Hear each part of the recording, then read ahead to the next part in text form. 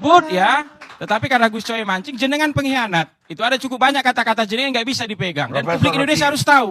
Karena kita milih presiden. Giliran Rocky Oke, dong. silakan.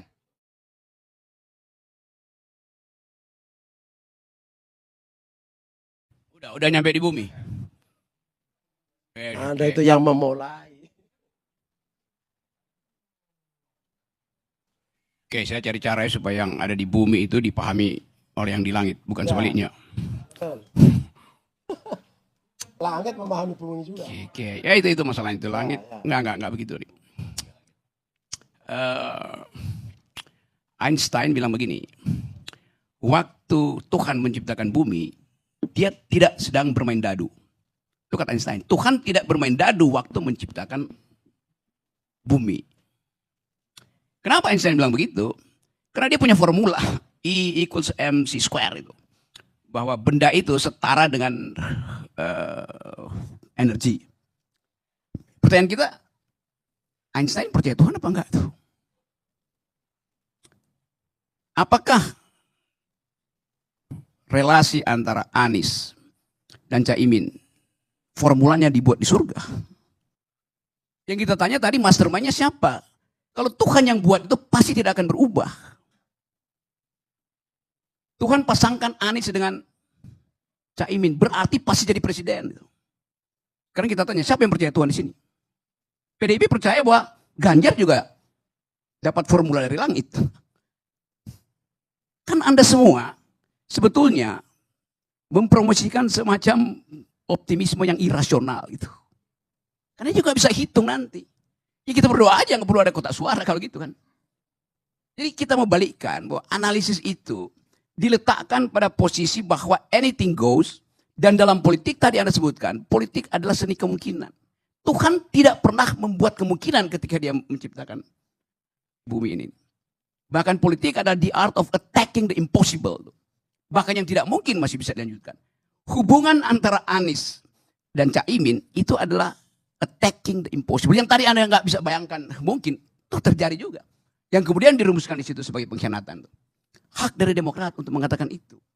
Karena Demokrat menumbuhkan harapan etis bahwa yang dimaksud dengan perubahan itu adalah jejak yang ditinggalkan oleh koalisi ini tidak boleh dihalangi oleh pertimbangan kuantitatif apapun. Kan call-nya Demokrat itu tinggi sekali kan, kualitatif itu. Dasarnya itu. Tetapi bagi Nasdem bukan kualitatif yang penting, tetapi kuantitatif. Karena itu pertanyaannya, Anies dipasang itu atas dasar pertimbangan kualitatif atau kuantitatif? Kuantitatif. Kan begitu kalkulasinya kan, supaya menang di Jawa Timur, maka mesti ada Caimin. Itu pertimbangan kuantitatif. Yang nggak mungkin dibantah oleh SBY itu. Kan orang bilang kalau kuantitatif memang SBY nggak ada di situ. Di Jawa Timur kecil. Tetapi pikiran SBY bukan kuantitatif, tapi kualitatif. Begitu Caimin masuk, ide perubahan itu berubah kimianya tuh. Karena dia bukan lagi antitesis. Jadi saya mau terangkan ini dari sudut pandang political ethics. Yang nggak ada urusan dengan kalian itu. Nah kita mau lihat sebetulnya itu. Saya bicara dengan BEM UI kemarin tuh. Bicara dengan BEM Muhammadiyah tuh. Semua bertanya, ini apa mainan ini sebetulnya? Yang sudah fix dengan ide perubahan. Bagi mereka ternyata perubahan itu mundur lagi. Pak Prabowo bilang koalisi Indonesia maju. Salah. Koalisi Indonesia mundur. Karena Caimin mundur dari koalisi itu. Kan logiknya begitu kan. Jadi dari awal saya perhatikan bahwa gak ada keteguhan bagi kita untuk mengatakan bahwa kenapa ini terjadi? Karena kalian partai politik menggali sendiri lubang kubur kalian yang namanya 20% itu. Itu dasarnya.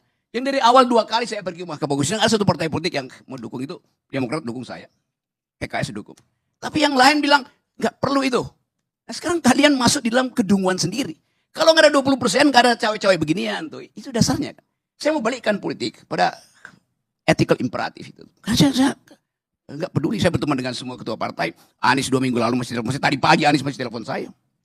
Tapi bukan itu poin saya tuh. Apa apologi Anda di situ tuh? Itu intinya di situ sebetulnya tuh. Coba misalnya tuh PDIP. Tadi PDIP bilang ya tunggu aja. Kalau saya tuntut tunggu apa itu? Cawapresnya itu akan merepresentasikan wilayah secara kuantitatif atau ide. PDIP mungkin nggak begitu penting, dia udah dapat 19% itu. Tetapi kalau kita lihat bahwa ada perubahan, bahwa Anies bisa rampok suara dari Jawa Timur, PDIP cemas-cemas juga.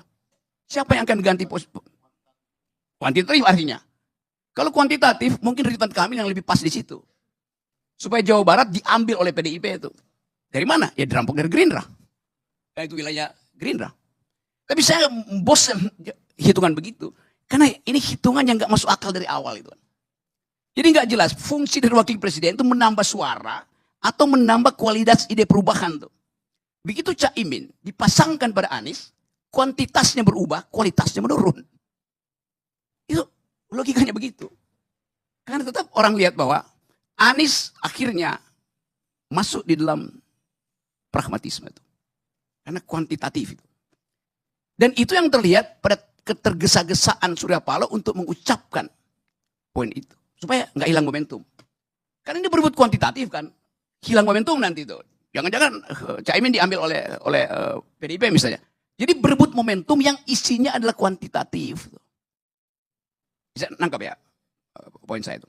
Oke, saya skip itu sebagai satu problem yang ada di dalam